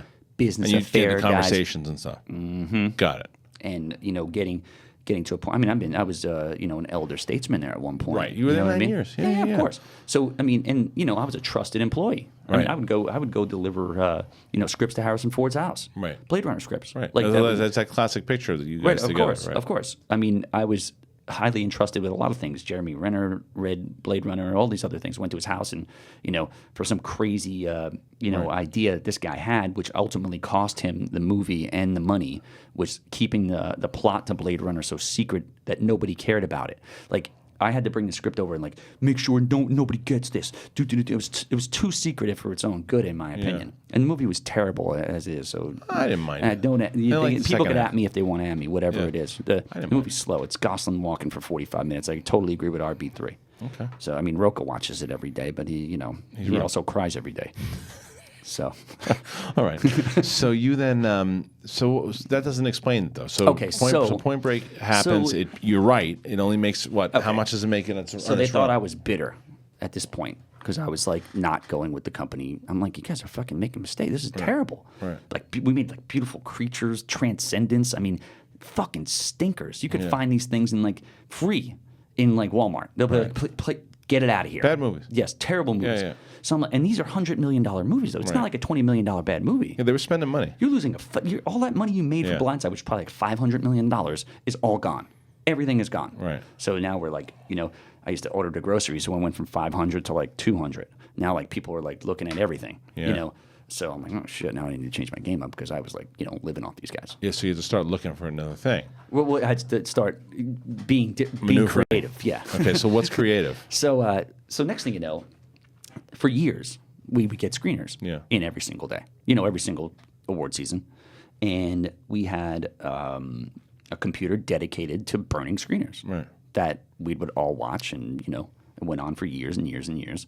CFOs were involved. Everybody was involved Right. except for the two bosses. They had no idea because we were just like, let's keep it quiet from these Right. idiots. Just so you all They could didn't watch care some anyway. movies and stuff. Yeah, of course. The IT guy sets up the fucking thing. It's a giant Right. Blu-ray thing that put the thing in once. Boom, you're done Right. within 10 minutes. You have Right. 10 copies of the fucking thing. Never went wrong until it went wrong. Well, what happened? So, the movie Hateful Eight Yeah. is there. We are downloading it. Not the DVD that I think that was in question at this point, because we had a management company upstairs. We had a music company on the other side. We had legal. There was about 200 people in this building, working and had access to this computer. Right. And when these come in, they're like, "Oh shit, I got this." Assistants would fire it off to another assistant. We get packages every day from like Gersh assistants here, boom, boom, boom, trading with everybody. Oh, you got this? Oh, you got that? Boom, Right. boom, boom, boom, boom. So nobody really knows what was happening. So, everybody has their screeners. I go. This is after the Point Break premiere. I go to New York for my my yearly trip. Yeah. I'm not paying attention to Hollywood. I like to detox off it. You know what I Right, mean? right. So I get these text messages. They're like, "Yo, you all right?" I'm like, "Fuck it." Then inside DMs from like Facebook, like, "Yo, bro, you might want to check this." I'm like, whatever. So I got on Deadline. I'm like, oh man. What happened? So people. So people don't basically, know. the Hateful Eight DVD was bootlegged, and it was the one that was in the streets everywhere. So okay. So someone got a hold of And that. yes, someone got a hold of that, and okay. it was watermarked And they through thought the producer. So they thought it was you. They thought well, it said in the article, it said that the thing might have been signed for by this guy named Oh right, but you signed. Tom. But you signed for everything. I signed for everything. Right. Yeah, of course. And the UPS guy signs my name for me. Right. Because he was same guy for 10 years. Right. He would just throw shit on the desk. We get deliveries 20 times a day. Right. So more when the screeners were coming out. So I read this article. It says, Alcon producer, under a lot of fire for leaking this thing. Right. And, it was when Point Break was coming out, Hateful Eight was coming out, so that was a Weinstein Company thing. That was our direct competition. Right. In some dream world, that was our direct competition. Oh, I see. So they thought he did it on purpose or something like just to derail. So Weinstein's calling him. I'm already in New York. Okay. So I'm like, holy shit. So the FBI beats down the doors of Alcon. They're like, get out of here. Turning over desks, all kinds of stuff. Really? Yeah, it was bad. What are they trying to find? The actual copy? Yeah, I guess. Okay. Yeah. And one of the assistants there was like, apparently he had it on his computer, or he sat next to the dock. Yeah. And they had some kind of, he had it on his computer, or he had a burnt copy of it or something like that. And he was crying and saying everybody had all the DVDs. He's throwing everybody under the bus. He was a fucking pussy. Yeah. So, he just admitted to everything, but it was fucking bullshit. Right. And then he's like, oh, well, I saw, I think Tom had it. And I was like, I'm like, how quaint, because I'm not even here. Right. You know what I mean? So the crazy thing was, within 2 days, I get a call from the HR with lawyers on the phone. They're like, hey, are you available to talk? He's like, by the way, we got our counsel here and everything. I'm like, oh, you fucking pussies, right? Let's go. Let's talk about this. I go, I have no idea what you guys are talking about, and I really don't care. They're like, well, we've heard different. I'm like, so who says this to HR? The HR, but I hear guys in the background, theyers talking. They're like, hey, Tom, this is Nathan Vogan something from Loeb and Loeb. And then he's like, oh, pleasure to meet you, man. How's it going? How's your trip going? I'm like, just being trying to brush me up, butter me up, just to fuck me pretty much. I'm like, hey, man, you got the wrong guy. I go, I'm not. I come back in Los Angeles in 2 weeks. Fucking, hit me up then. Right. They're like, all right. So about 48 hours later, I get, you are suspended without, with pay. With pay. Until further notice or whatever. You are not allowed in the building. Wow. If you're anywhere near the building, the cops will be called. I'm like, these guys must really think I did something. Right. And at that point, I started thinking, maybe did I do something? Right. Now, am I saying that I didn't have a lot of DVDs in my possession? No, everybody did. Right. That's what we did. Right. But you didn't take the DVD, burn it, and pass it out on the streets. No, the thing was, the DVD apparently had such a hardcore encryption on it that you would have to be a major hacker to figure out how to do this. Right. Did you ever was there ever a point you thought, oh shit, I'm gonna get arrested for this? Well, I know I didn't do it. Right. Well, that's what I mean. They could have probably maybe, if they had evidence that I signed for this, possible mail fraud or something, which is a federal offense, obviously. Yeah, definitely. So I was like, don't get me wrong. I was pretty scared at the time. Right. I wasn't really like, oh shit, this is just another walk in the park here. Right. So I was like, this is FBI. This is a lot of shit involved here. Right. So that's why I'm surprised that you're okay talking about it. Yeah, it was fine. So I didn't do anything. I know, but still, but they think you did. Oh yeah. That's what I'm saying. So I get there and they're like, hey, we're gonna have you meet in the office. Well, we come back from vacation. I wasn't there yet because they told me not to come in. They get back on the 6th. Andrew throws this big thing out. He's like, nobody, some crazy stuff was going down. You were off your suspension. This other guy. Oh, you were on your suspension. Me, this other guy, and one other guy are not at this meeting with the whole company. Okay. So I'm like, they're like, oh, we want you to come in later, and we're gonna do a one-on-one with you in the office with lawyers and stuff like that. I'm like, okay, cool, we can do that. I'm like, I'm not doing it at the offices though. I'm not going into my fucking place where I've worked for 10 years or 9 years. And go into a conference room with everybody watching me, and you sit there and grill me with lawyers. Like, are you fucking crazy? I don't think you know who you're dealing with here. So I started finding some balls and stuff like that because I was like, these guys are. Did you have a lawyer? No. Okay. So I'm like, let's meet at Loeb and Loeb or whatever. So we meet at Loeb and Loeb. Oh, at the lawyers. Yeah, there's a bunch of lawyers and no Alcon people. Okay. I haven't seen any Alcon people at all. Ever since that? Ever since then. Really? Not one. Okay. Not one. So. Did you get a settlement? Yeah, well, I'm looking not in jail, I guess. No, what I meant, so they just fired you? No. You get paid out your vacation. That's it. That was it. Just canned you, and so they. Yeah. So what happens at the So meeting? I go to the lawyer. These guys are like, yeah, a lot of people were saying you did this, and I'm like, who's saying they did this? And I go, that pussy sits at fucking Andrew's desk. I go, that guy's a fucking pussy. He's a liar. you know. Then another guy, he's like, well, you know where the, you know this and that. I'm like, no, I don't know that. I go, you're just trying to put words in my mouth here. Right. I go, I didn't do anything. I go, I don't care who said I did. They're like, do you have a problem? Were you disgruntled? I go, I was with this company for a long time. They trusted me with everything. Right. I go, I didn't do this, you know. Sure enough, they're like, all right, well, nice to meet you, man, this and that. I hear from a girl at Alcon. She's like, oh, man. She goes, I was with those same lawyers. And they're like, we know this fucker did this thing, and we're going to fucking tie him to the wall. This guy, the one lawyer guy who was like being nice to me, he's like, oh, you going to watch the national championship game later? Oh, man, who you got? Was like, I hate that guy.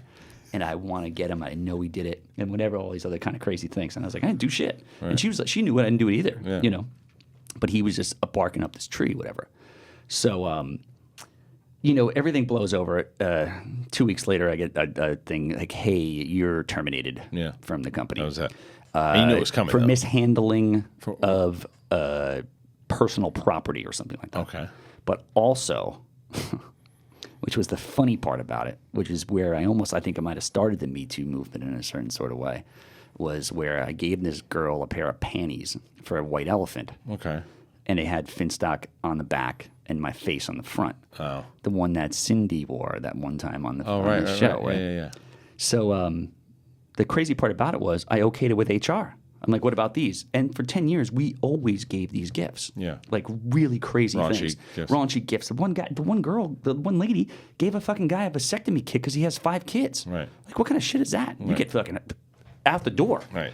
People are giving people tight pink taco things, all kinds of made things. I got a fucking signed the Saturday Night Fever thing from Andrew saying Travolta wanted to fucking blow me in it. I mean, he signed it. So I was like, this is unbelievable stuff. So I give a pair of underwear to a girl. Well, they were looking for a way to get rid of you. Oh, of course, that's what it was. But I was like, I need to be warned about that. I go, the HR gave me permission. Right. They're like, we don't know. Do you have like whatever facts or written documents that he gave you permission? I'm like, no, I can't even access my email anymore because they just took that away. Right. You know. So I'm like, you guys are a fucking bunch of clowns. I go, I'll see you later. So they just wanted to cut ties with you, and then they said, just get out of here. Yeah, just get out of there. So they dropped the. Well, yeah, because they didn't do anything. They couldn't find any evidence. That's what I mean. So they had to fire me for giving a pair of panties to a chick. And that was it. But you know what? On the chick's Instagram, there's like there's a baby wearing the panties, smoking a cigar. I'm so she's playing with it. Well, but again, we're going back to where they wanted to get ready. Of course. Oh yeah. And they were looking for anything. Yeah, they got ready. They would have found anything. Yeah, they found it. So about 2 months later, I'm just hanging out playing tennis every day. I go to our Monty exchange party at night. I didn't get home till like 5 a.m. You know, me in my underwear. I get a knock on the door, and they're like, I'm like, who is it? I'm like, 7 o'clock in the morning. I'm like, nobody knocks on your door. Like, not back in the day, like people could knock on your door, you figure it's your friend. Now people knock on your door in Termination. Who the fuck is this? Yeah, so that's the old Sebastian joke. Yeah. They're like FBI. I'm like, funny, right? So I was expecting DJ over to play tennis, so I thought he was fucking me. Sure enough, I looked at the fucking people. There's guys, 3 people wearing fucking windbreakers. You ever have that? You ever have something like that happen? No, I've never had the FBI come. It's not a good fucking thing. No shit. The lawyers, I'm like, fuck you, assholes. Right. Well, yeah, you don't want to fuck FBI, I'm like, woo. Okay. So what happens? So I open the door in my boxer briefs. I'm like, hey, guys, what do you here to arrest me or something? Right. Or, like, no, we just want to talk to you. Like, nice med hat outside. It's like a butter up thing. All these guys, they find something to butter you up to make you think they're your friend or something like that. So it's one chick, 2 dudes. They're like a cyber crime unit or something like that. They're like, no, we just want to talk to you. I'm like, all right, I'm going to get some coffee. You got a second here? They're like, yeah. I'm like, you're not, warrant? And they're like, no, we just want to talk. I'm like, all right, cool. So I'm like, I don't want to do it here. My girlfriend's there. She's freaking out. She's like trying to call my sister. I'm like, relax. I can handle this. I was actually in a good place because I was hungover. Yeah. But no, I think I was still drunk at the time because I just got home. Right. So I was like, this is perfect. Confidence is brewing. I'm ready to roll. So I'm like, let me got my Stallone mug, walked out with no shirt. You had the Stallone mug on and no shirt talking to the FBI. Yeah, 100%. I believe you. So I walked to the park next to my house. The Russian guys are like, yo, Tom, what's up? And then they see the FBI and they just like take off. Yeah. They're like, oh shit. And some lady's like, hey, am I giving you physical therapy later? And I'm like, nah, maybe. I'm not sure yet. I'm like running the town over here. Right. So I go sit down and they start asking me these questions. They're like, so what do you know about the underground internet? I go, I got a fucking 2004 Mac in my house. Okay? I write screenplays on it. That's all. I can't even access the internet. You want to fucking check it out? They're like, no, it's fine. What do you know about this DVD? I go, I have no clue. You know, not one clue about it. Yeah. They're like, okay, just grilling me with questions on a consistent basis. The lady's like, yeah, she's like, I don't, how can they say you did this if this was you weren't even in the vicinity? I was like, you're asking, I don't know. You're preaching to the choir. You weren't even in town when this thing was No, getting passed around. yeah, I was like, what the fuck are you guys talking about? You know? So they're like, all right, nice talking to you, man. You know? And I was like, all right, cool. That was it? And that was it. And then I never heard from anybody again. And how long ago was that? Almost like 3 years now. Which is crazy. Yeah, Like, it's so nuts, again, if I was you, I wouldn't even talk about it. I wouldn't even want to talk about it. Whether I did it or not, I wouldn't want to talk about it. It just, you know what it was? It needs to be told because I got fucked. Yeah, So, that's I fair. mean, the thing is, I didn't do anything. That's the problem. Right. And so you did the one thing though that you all were guilty of. You're not supposed to burn those things at all. No, of course, that's the problem. Right. That's so the big that's problem. the thing. People were like, "Oh yeah," I'm like, "Wait a minute." So people were saying I'm the burner, okay? Right. But like 4 or 5 people got fired. Oh, really? Because of the whole thing. Correct. Right. So but now have they bounced back at all, Alcon? No, they put out Blade Runner, lost $200 million. And that was the last thing they did. That's the last thing you'll ever see from them, probably. Really? You think so? I think so. Wow. I mean, they might do streaming. Look, if Fred's crazy enough to put more money in this company, then it's like I said, it's a tax shelter. Now, did I like these guys? Do I still like Broderick? Yeah, I think he's a great guy. I think Scott's a great guy. There's a couple. I think a bunch of those guys are fucking pussies over there, to be honest with you, because they were so scared. And when a lawyer comes in, you're dealing with this little IT guy. He's like 5'1". The guy's scared of his own shadow. You bring a Chihuahua and the guy fucking runs to fucking Mexico. You know what I mean? What do you think? The FBI is going to murder these guys? Not me. Right. I'm not saying that I won anything. I'm just saying that they weren't going to coerce me into saying something I didn't do. They weren't going to intimidate you. No, exactly. Right. Into something that I didn't do. All right. Well, I mean, listen. You know what I mean? And you held your ground. And I'm not that fucking you guy. Well, you didn't do anything, and do anything. there you go. Now, that was a fascinating story, and I didn't know that we were going to go down that path. I'm glad we did. Just shows one of many interviews I'm sure we'll do together. But I do want to ask you one more thing before we go here too, because you went to Europe. Yeah. You loved it. Loved it. So It's a breath of fresh air. Now this is going from somebody who's never been on a plane before, and then you get on. I mean, obviously since 2003, fly we're on everywhere shit now. tons Yeah, now, but still, the 20-some-odd-year-old who's never been on a plane. Fast forward 15 years later, and here you are now flying to Europe, Doing a month in Europe. doing a month in Europe with your lady. I put myself in predicaments to win. Right. 90% of the time. Why'd you go? Was it just vacation, or was it a whole bunch of things? Just the vacation. With you and your lady? Yeah, I've never been. She studied abroad, so she's been there. I went to New York for a couple of days to break the cycle because I've been in Los Angeles for like 6-7 months, just like working and all kinds of stuff. You're getting burnt out. Yeah, I was like, I need to be away from her. I need to be away from everybody. Yeah. Go see my From sister. her? Well, yeah, I mean, because you're But I with thought she went with you. No, she flew to Iceland by herself, and I flew to Iceland. I met her in Iceland. I see. Right. So I was like, give me a couple of days here. I got to go see my family. I haven't Okay. seen them in like You wanna 7 be, months. you I wanna got be on your a own new for- niece, a yeah, couple yeah, of things like right, that. Give me a right, couple of days, right. because then we're going to do a month in Europe together. I see. So, so anyway. I mean, it's not like we're on each other's backs. We have a nice place over here. She could hide over in an extra room and Right. whatever. So, we land in Iceland. I meet her in Iceland. What a scenic, what a beautiful place. Yeah. Amazing. I Anybody remember should when I was go. working on The Bachelor, it was just looking at that footage alone, it was coming. It was like, man, what the- amazing. volcanoes and shit. Amazing. And they shoot Game of Thrones over there. We saw where they were shooting it and stuff. It was great. You loved it. It was great. And then we went to this place called the Big Lebowski Bar. Mm-hmm. We had a beautiful Airbnb. From there, we went to Berlin, Mm-hmm. which was really the first taste of like, I'm in Europe. Okay. Iceland felt like a layover in America in like an airport or something like that. It's like a crossover. Right, exactly. So It's purgatory in between. Right, pretty America much, because a and- lot of people right. do that. Yeah, yeah. So we get to Berlin, and people are partying all night long. There's drinks in the streets. There's cafes everywhere. Just a wonderful city. Built for you. Oh yeah, 100%. Nobody's on their phone. People are actually in the cafes enjoying each other's company. A lot of history. Smoking a lot of cigarettes, but nobody's whipping out their phone. Really? Like in the club, they'd have to put something over the camera, and if you were holding it, they like make fun of you. Oh, really? So they're like, put the fucking phone away and have fun. You're dancing, you're doing whatever you think, drinking.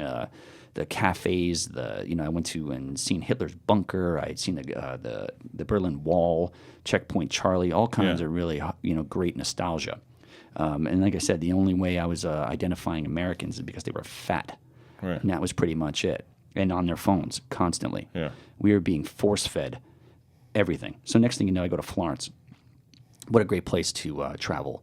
The streets are beautiful. The architecture is amazing. The women are beautiful. The stores are clean. Amsterdam? No, this is Florence, Italy. Florence, Italy. Tuscany, and just amazing, beautiful, so clean. It's like all these places in Europe, like a cleaner Manhattan. Yeah.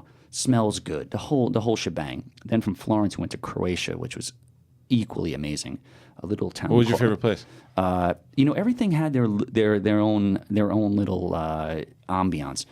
Croatia was in Bol, a town of 1,600. The beautiful rock beaches. You could see 40 feet in clean water. I don't think we turned on our TV for a month almost. Wow. Did you legit get recognized out there, or you were kidding around? No, yeah, I did. Did you really? People. Yeah, a couple of people. That's so funny. Yeah, Finstock. And the one guy's like, "Oh man, you're like 3 meters from my house." I'm like, "I don't know how far 3 meters is." Right. So, Bol was beautiful. Then we stopped over in Paris, which was amazing as well.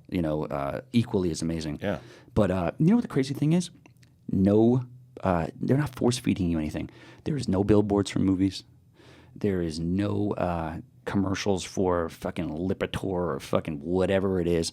Like well, remember though, it's a difference in culture though too, where it's like capitalism is what we well, we no, do of here. course, which is it's a blessing and a curse. Yeah. But they can't. Well, like I was saying at the Screaming at the Void thing I do at Riley, they provide their people with the basic needs, and don't make these people hypochondriacs, and they live on their phone. Like America, in my opinion, we think we're free, but we're really, really honestly not. Like we can't drink beers in the street here because we're not capable enough to handle it. Right. In my opinion, there was bees everywhere. There was like cats and different things like that. Everybody would complain, "I'm not eating that with this bee in my food. Hey, there's a cat over here." Everybody just went and did their thing. Like we have cats and bees over here. Yeah, but they're not on people's food. Right. So they're just like, just move it off. I was in fucking Croatia. We were at a pizza parlor. The lady's like, "No more pizza." And I'm like, "Well, you should have led with that." We got drinks already. She's like, "Well, we don't have any pizza. What do you want me to do?" This is in Croatia? Yeah. And some fat guy off the side smoking a cigarette is like, "Yeah, we got no pizza. What do you want?" And I'm like, "Ugh, okay, fine." So I was like, "Yeah, give me that stupid salad," right? So I go to the bathroom. And the place is packed upstairs. I'm like, "How are you going to open a restaurant here with no pizza? Like, what are you doing?" Right? So we run out of dough? Like, who does that? Anyway, so I'm in the bathroom, and it's like an open mirror. Like, I'm taking a piss. I'm like, anybody walks by, you'd see something. Whatever. I mean, I'm not afraid. But anyway, that being said, the girl's taking a piss over there. You can watch anything. So I see this, like, shitty scooter pull up. I'm like, what? This guy smokes a cigarette. He has, like, a helmet that doesn't fit him. He looks like Gazoo from the Flintstones. So the guy's got a bunch of stuff in the back. He had pizzas there. The waitress comes out and buys the pizza off the guy from the place down the block. She comes in. I see her like taking that thing, put it on a plate, fixing up, and selling it as her own pizza. Really? I was like, "This is like your dream place." Yeah, I go, "Where'd that pizza come from?" She's like, "Oh, we found it. It's made in the back." And I'm like, "What back? You just told me you didn't have anything. Like, what are you gonna find dough in the closet or something? Right. Mozzarella cheese under a rug?" Fucking Is stupid. this a true story? Yeah, it's dead serious. It's amazing. Yeah, and I was like, "You got to be fucking kidding me!" But little things like that. Yeah. Well, Now- that happens out here too. Not as much as it does out there. And the guy was amazing because I was in the bathroom and like he pulled off with the scooter and like exhaust fumes like filled the whole bathroom. I was passed out.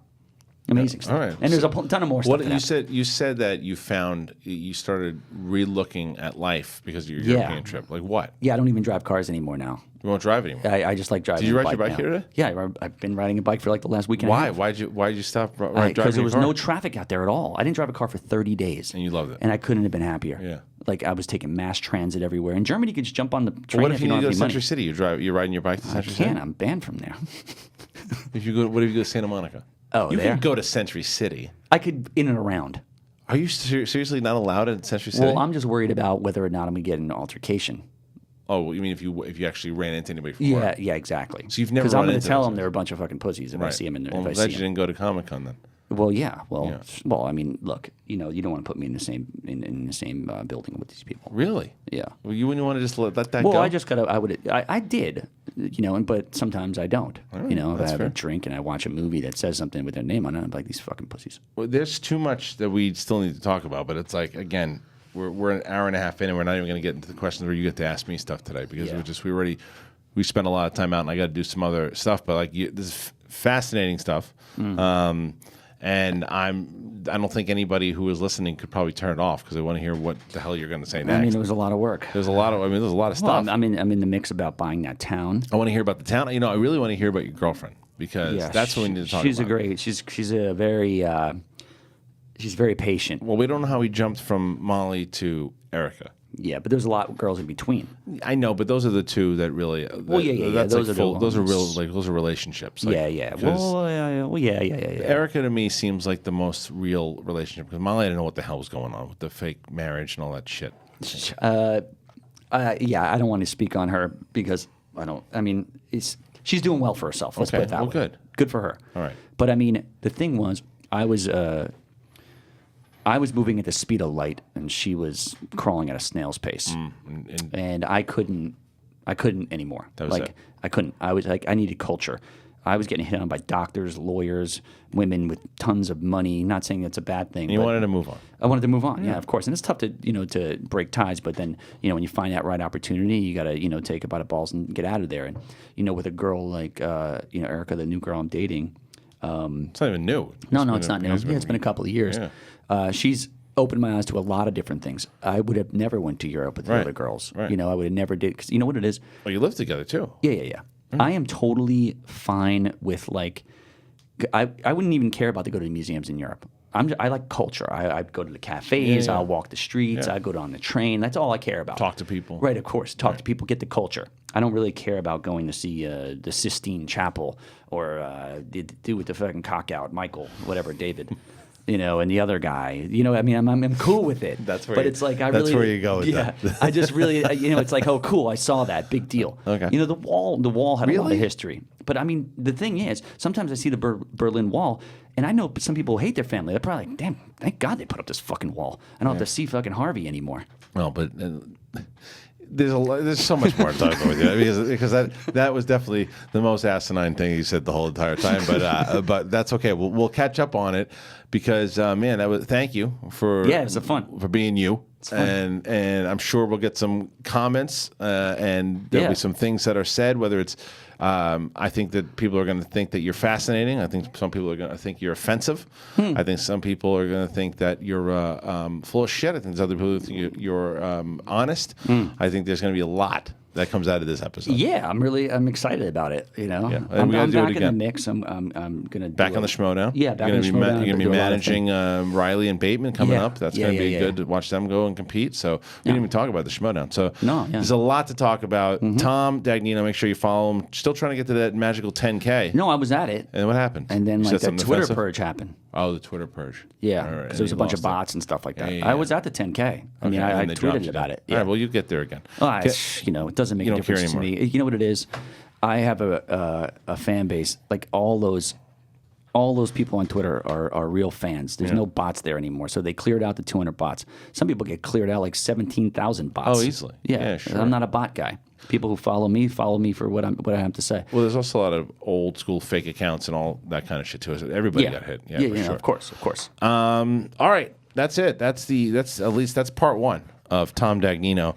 What did you guys think? Go ahead and comment. Let us know. Make sure that you subscribe to the Apple Podcast. If you haven't done that before, write a review, comment, do all of that. Make sure you do the same thing. If you're on Podcast One, you can listen to it over there.